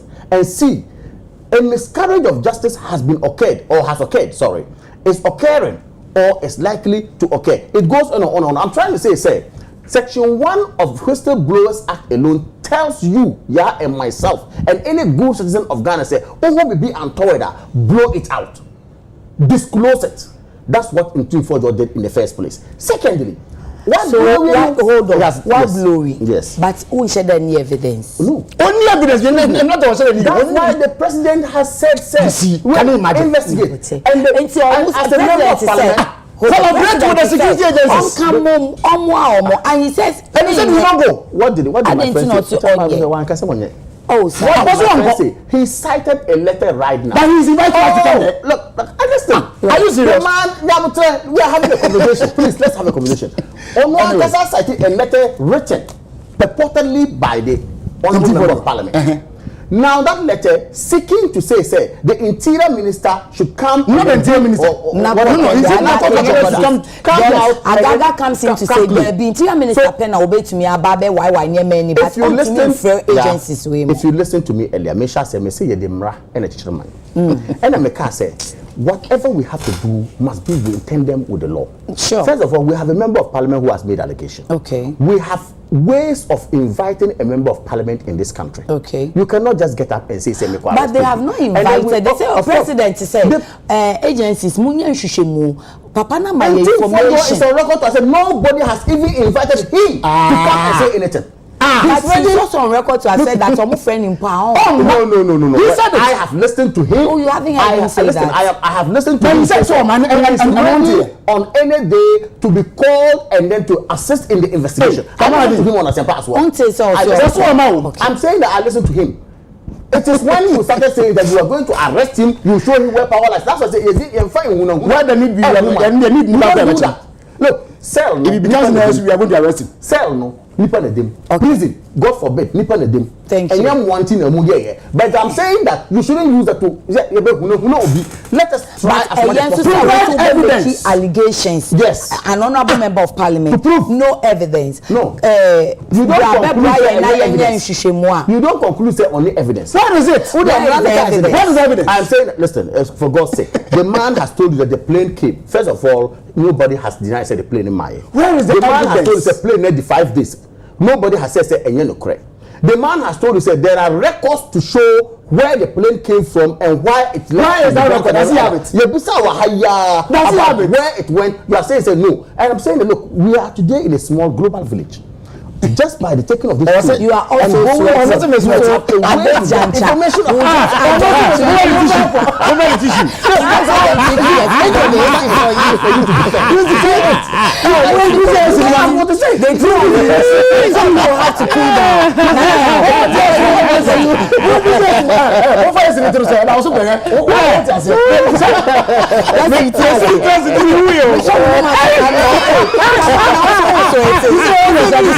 So you see, yeah, as not to conclude. As a very serious matter. Anything that Arab Ghana on the international scene, you'll find it serious. Right. In the first place, if we have busted people with 350 million cocaine worth of $1 million worth of cocaine. What has happened to the investigation? Who are the people? When are they called? We need to find out all this things. He's not wrong at all.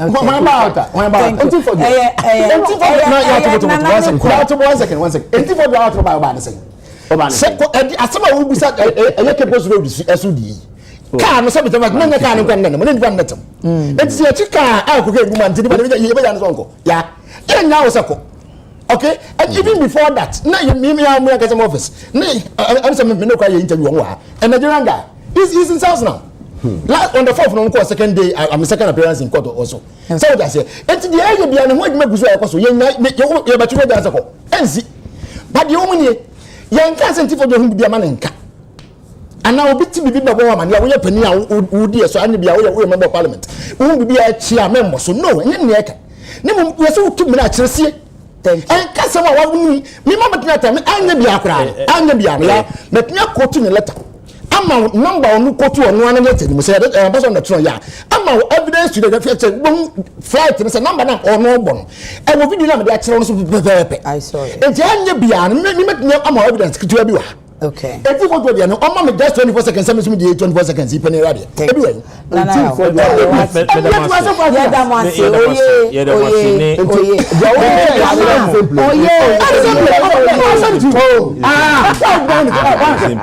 It is a simple.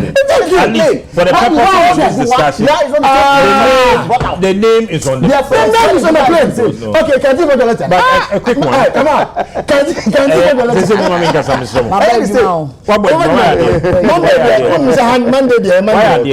Yami Strau said, "Your boss say na MV3 si omo na me no ye so relax." I'm not tawo.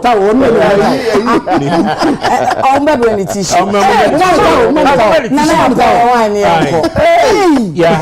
Yes, Nana. Yeah. Me lawyer. Okay. Me call parliament. Okay. Me nye adwuma wo embassy da. Nti kire se me nye ya mfa ne se me ne wo ye kwanchenfo. Okay. Ena die ya ti nye yehunu nye ya kenkan ene ye de be kan se. All right. Me call law school. But the minimum and say in our criminal proceedings, you free BB allegations. Yeah. Na omachre mayati ehun say he who alleges Must prove. No correct. Or see the proponent bears the proof. Okay. Or bears the responsibility to demonstrate the proof or the truth, either in evidence or in facts. I'm not a lawyer for my year, Marcus. Yes,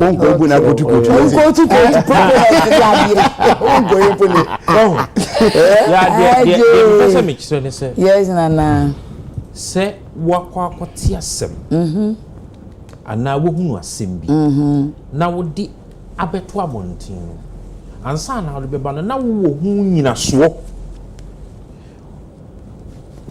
I've heard the argument, and of course, Minya opinion Kamal Dean has also made that same argument about the Whistleblowers Act. The Whistleblowers Act, no, there is no lacuna in that matter. I actually say, "Oti, I with me about Abra me Musa who has some say as soon as so and I who are you?" I don't say, but he hasn't said you don't have to tax it. Because Come on, no say, or see later, no say a suspicion no. Now the question is on fire evidence in Imra, so that whether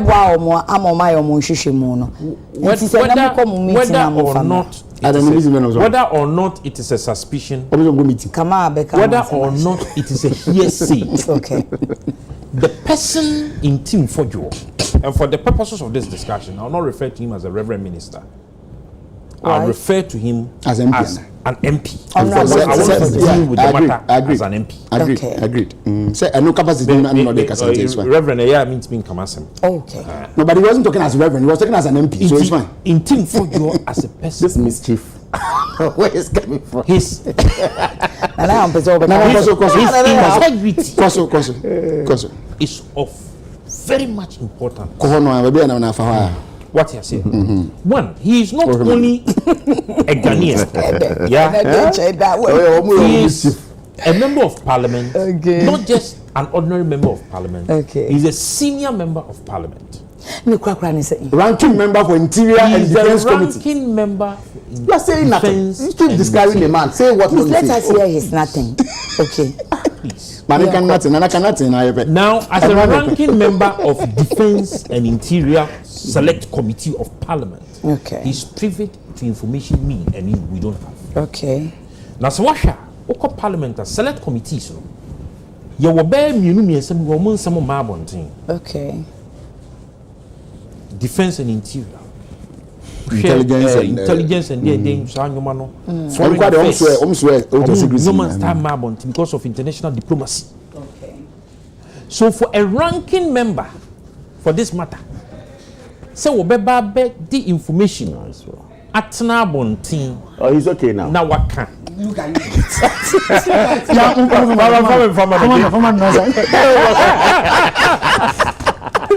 you. For a person of intimate ranking member, Intim for you. Privy to such information, on social media. Okay. Abekase, plain be land. He actually held a press conference. Oh, they say me come. Made him on social media. Oh, Thanks for okay. the correction. So we hold the press conference. Say plain be land where your mind so airport. Na cocaine any sika ne diaba. It should not just be treated as a mere political propaganda. No. Because he is a ranking member of one of the most sensitive select committees of our parliament. Yeah. Okay. As someone here can, your state agencies are involved. Plain be and me be see on my muhakeke. Aviation for ni what you say? National security. National security. Ghana Airport company in your state security or more your airspace. And son a plane bit me akasa will buy into your airspace. Because say any neighbor name may develop a problem. They would send a signal into our state agencies and institutions would have prior information. One, untimi in country say when your emergency over the land where your airport. Abra unchire baby awoko. Okay. Untimi in country say over the land where airport. Abra un declare ni padodo a wo plane. Okay. Untimi in country say over the land where airport or nam your airspace. Abra unchire the nyoma a good plane. Okay. And na oba bedru say kim, they would ensure a scan and a proper detailed interrogation of the plane. Okay. Because you see, originally it was not destined to come here. What you say? Now, yeah. Yes, sir. Plane ni belandi you. Your police for na your aviation for any airport for any customs for any adina. In fact, they would have to ascertain whether or not it is true. So fault now or see we're developing. Yeah. Aviation any sense some security sense is a place of records. They cannot tell me say up to now they do not have a report on these planes I can once. Okay. They do. Platformer in team for you. Or a yusu ya or the kika and sama or kaya. Ghana for you na ya adwene say you're MP and someone working a mood. Okay. Ye pesi tie mu yi evidence a wo enyina so ana wo niema wo kan ne wo kan Yeah. fa beto abontin na yenhwe fa beto abontin na yenti. In fact, he is even fortunate, and I want to agree with something like when he made a statement on Joy on Saturday. Okay, so indeed, if you were just an ordinary citizen like me, I would have been invited by the police by now. I would have been invited probably by National Security or NIB. For interrogation. Okay. For interrogation. But there is an MP's privilege. It is two things. Either he is hiding under the MP's privilege, or the MP's privilege is shielding him. Whichever case it is. Because he has been a good citizen and wants to prove that he's a good citizen, he should take away those privileges, take away the shield, mount that same platform he was on and made those allegations via the press conference, and display to Ghanaians the facts and the evidence. Only we argument be anyone. What did you cry on? Fabetu yenimu. Flight wabweni AN12B. If you had never, if you had never, you definitely would have an evidence. Let us assume that the government of today is shielding the truth. Let us assume that they are shielding the truth. Let us assume that the National Security Coordinator, the NACO people, the customs, whatever, airport company, aviation, they are all shielding the truth. You see, Nanaya, do us a favor. The onus lies on who to say. The onus lies on him who alleges. Safe and it all lies on however, him who alleges. Bring it out. Use a press conference. Display the documents. Display the evidence you have. The facts. Let us see it. Come on. Okay? We have done a lot of propaganda and politics for far too long.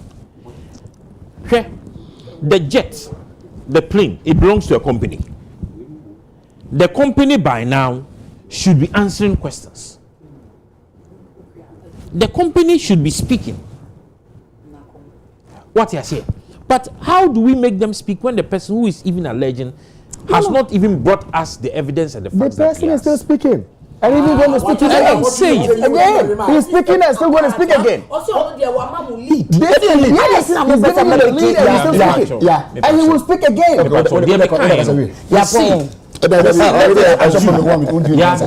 Let us assume, say, lawyer Mutiwi. Any na ya jama mo akasa na me ni lawyer. Na say mudi mo komo. The minute you do ko da. Say no ni chire o pe so prove chire o but emfa. The me person me chire nyina yi. O say emfa.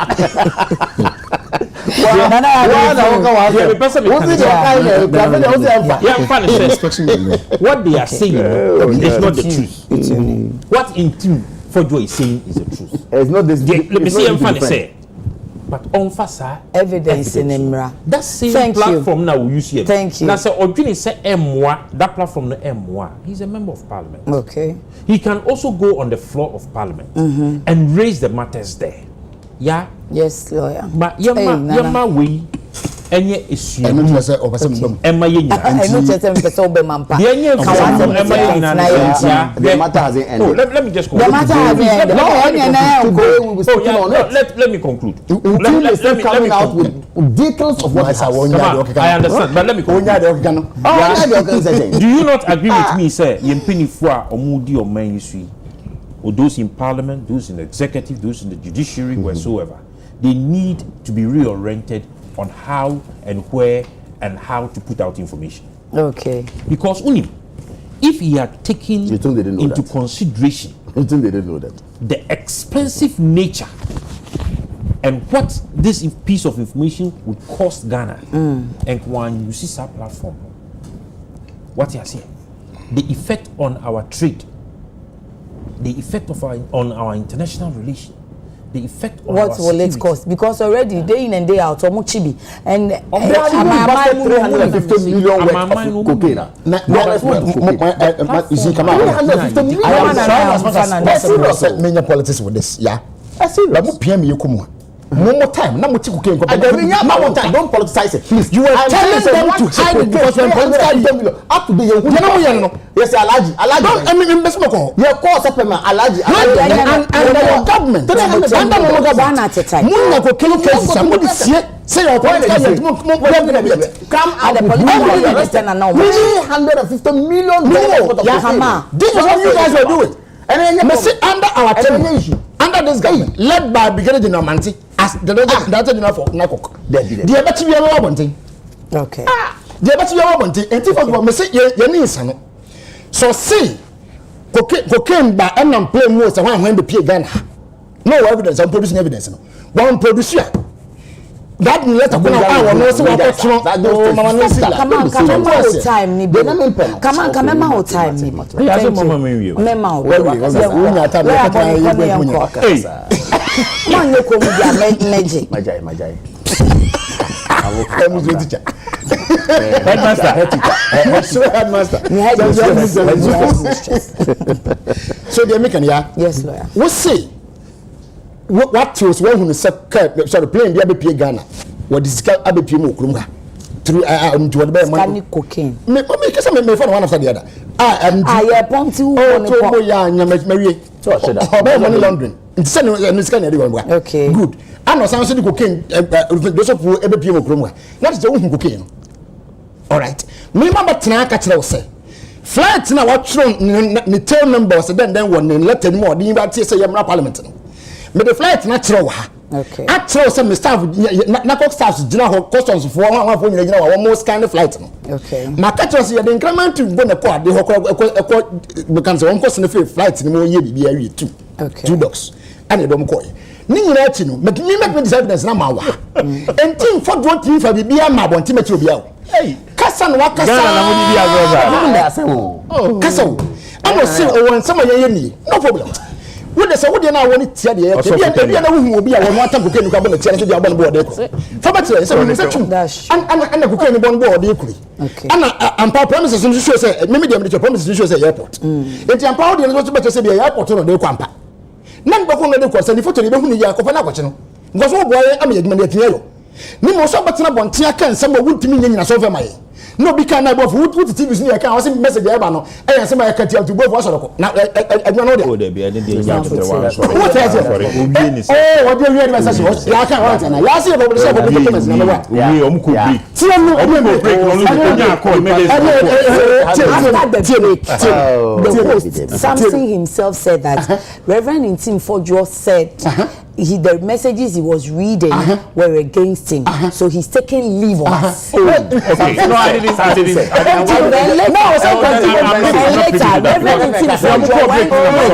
A post that Samson was referred to him. He was biased. So Samson came up again with screenshots of the messages from his production team and posted it and said, Reverend, I was even lenient. I didn't read all the messages because it wasn't like the messages were. Is a nice young man. He won't do that. Now, so Obi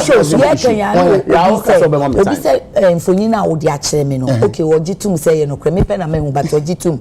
Na wo do phone try no na de eyade a moye eye norm. Ana se na unim say daachi asem besi. No. Because let me say it was my first exercise as deputy director general. Okay. Well, that's what first exercise. Okay. That was like 15th match there. Yeah, because I hope me resume in the weekend. Say weekend I resume it, man. In the weekend so na resume and say me see. I say me wona. I just get the weekend na say me see. Na say me come me boss am na me come reporter.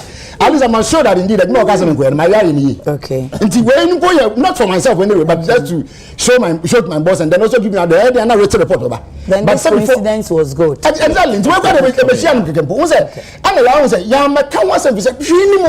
Okay. Se bibi wo mo won say ba pia ya chichi na bibi o mi ya ka mama nkrofoti. Okay. But when ya meka bi say na bibi e bo ni bi ani mu. Okay. But mu nko na wose bibi ni wo mu. Me dey. And yes ye dey kura ni ya wo bo ni bia wo. So wo so wo bo ni dia ba kire bo na wo so. Anyway me bi check and tag. Adenjancha transfer the tissue to him.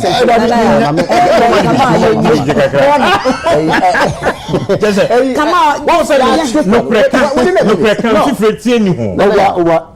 Yeah. When me tell you the whole year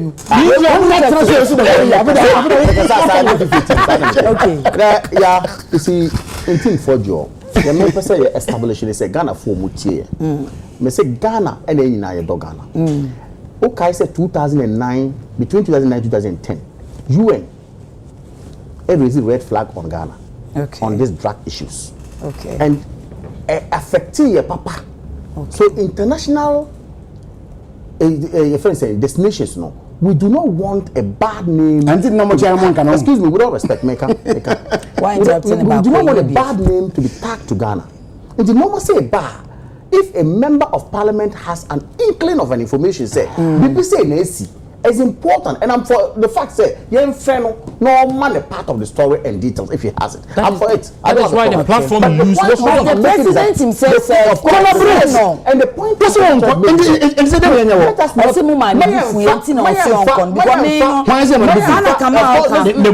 emotions over Ghana can you imagine because I heard him say Kama did say you be a man what is important is that excuse me, what is important is that there's a matter what I heard in Team Fojo say we get to the bottom of this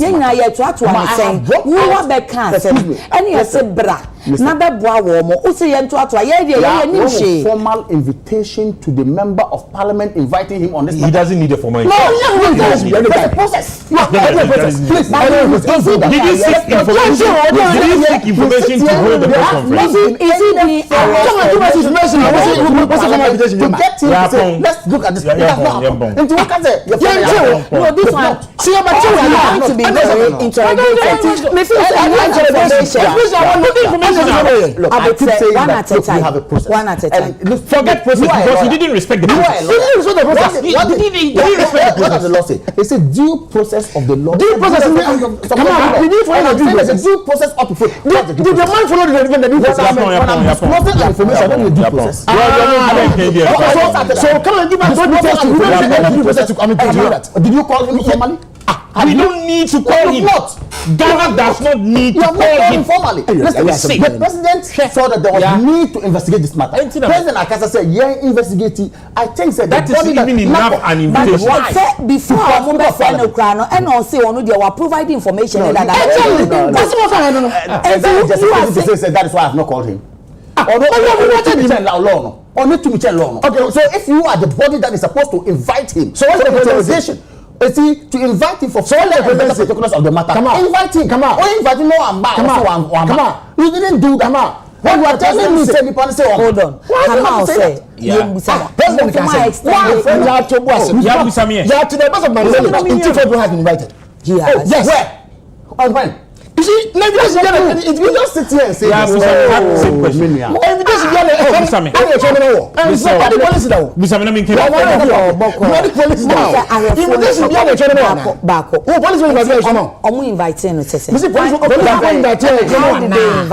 did they invite him? Invitation be any be come on. Wadam, I say na me training me from I don't want to be part of the discussion. No. We say on why. We jai. And many people wouldn't. You wouldn't be say no cannot say or sorry. We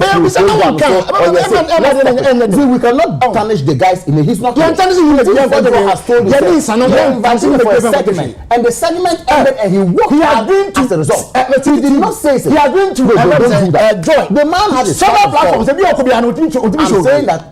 saying that. No one stop say. The segment and the man was under. Oh. Opposite to my lawyer, why do you there? Lawyer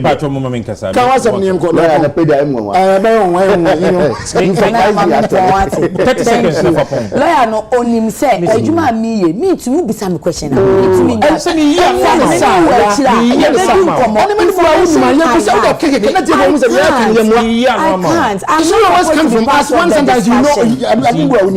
Oh, say we are here because of the platform and the how I intend for you use.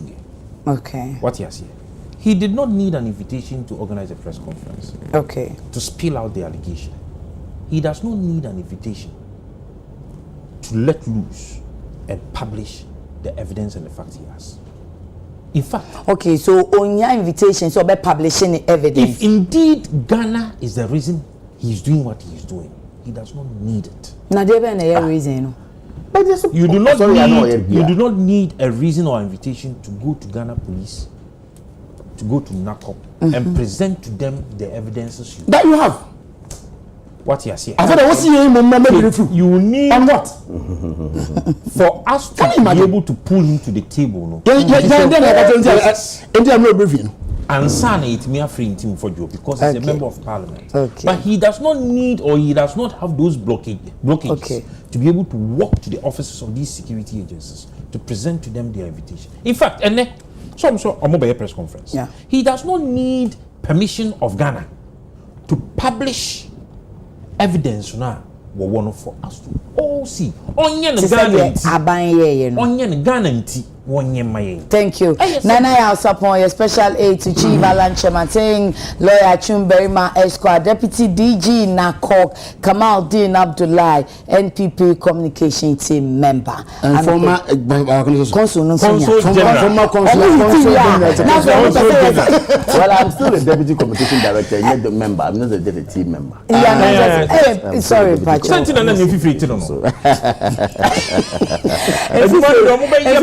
That's Muhammad says, "I love crap. Send me to fruit. I didn't read them.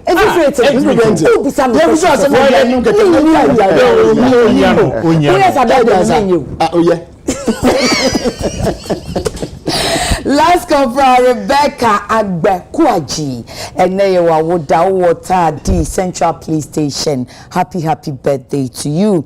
onyame onhyira wo agbewo mu ne de na kyese onyankopɔn wo nti onyame ene o kyefa nya wo ye bia ebeye ye nti ehun so law ne nka ho why na bibia enye kama abedwafo ye da mo ase me sure say ebedru next week no na ye da so Anton B12 ne ye ka ho ase ma me say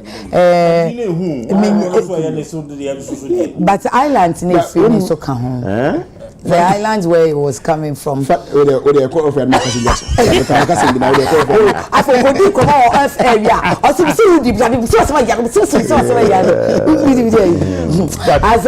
thank you. Azalvo, you did 8 years. 8 years come for Azalvo Gamon say Branian Pamata dia fair and show corporate wedding casual and name it. You be permanent for now you the amount now person training now be fashion design. Fashion illustrator and so yeah now our Basel school you better to come pa 0244 155 266 0244 155 266 Z Nails and Beauty the mama or say ma umi hu asem nyina won sorty emma nti wo penyi papa efe eye papa ebeche eye shefata eno ani Z Nails and Beauty the hair mama eye follow no TikTok we betimi so a friend 055 3837 201 nyame adoma ochina Adekye Nsroma besiaba onyame nhira wo onti nanim kire wo onhira wo nsa no adwuma na se yeye mawa ukodu fie anwumre nso a kai se wo de na seda ebema no na nkanye bi ni se Yesu Uncle Sampiale ebi mukra be hu no na no Friday enso edwade yi onka ye hu ti se wo da no wasore no wo kɔ no ase aba no enyame na dumbi arakwa nti uma na seda ne do so a na wo no so waye ne mo edi ama hu unu aba ma me ya akramani akram